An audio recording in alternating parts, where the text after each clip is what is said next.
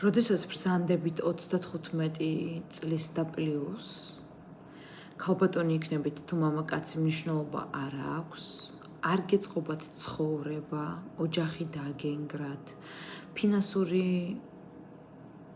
მხარე თითქოს მოგვარებული გაქვთ, მაგრამ მაინც სასურველ შედეგს ვერ მიაღწიეთ. არ დგახართ მყარად ფინანსურად, რომ რამე მაგალითად დაგჭირდეთ ან ვერ იმუშაოთ, მაგალითად 1 თვე, 2 თვე, 3 თვე, კარგად შეგინახოთ თქვენმა ფინანსურმა შემოსავალმა.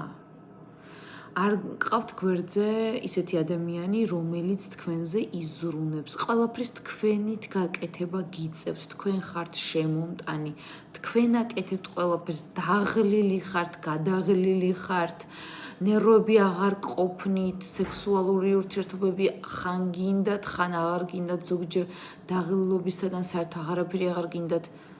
უნდა დაფიქრდეთ და შეეკითხოთ თქვენს თავს. რას აკეთებთ არასწორად? რატომ გაქვთ ეს პრობლემები?